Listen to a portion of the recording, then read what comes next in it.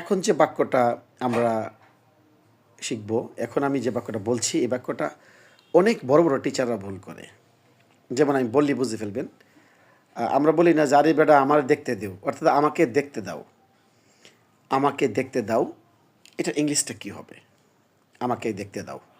আমাকে দেখতে দাও ইংলিশটা আমরা বাংলাদেশের ইংলিশ স্যাররা এতটুকু বলবে, লেট মি লুক।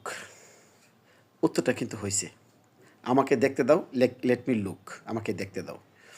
কিন্তু এটা ভদ্রতা না, এটা ভদ্রতা। মনে করেন আমাকে দেখতে দাও বললেন, সামনে একটা মুরব্বী আছে, মুরব্বীটা কেউ বেয়াদব সর, তখন কেমনি হবে? বা আপনার থেকে বয়সে ছোট, তাকে কি আপনি বলবেন সর তুই? এটা তো ভদ্রতা না। সমবয়সী হলে, বন্ধুত্ব হলে আপনি কথাটা বলতে পারবেন।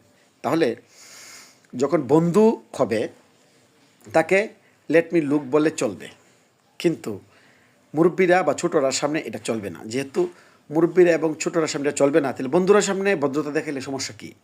সেই ক্ষেত্রে আমরা ইংরেজিটা বলবো let me have a look. Let me have a look মানে আমাকে দেখতে দাও। Let me have a look, আমাকে দেখতে দাও। কিন্তু কথাটা হলো, নেটিভরা কি এভাবে বলবে? না, তারা বলবে let me have a look.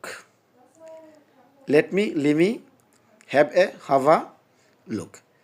Let me have a look. Let me have a look, আমাকে দেখতে দাও। শিখেছেন? তাহলে ভালো থাকবেন। চলুন সামনে যাই।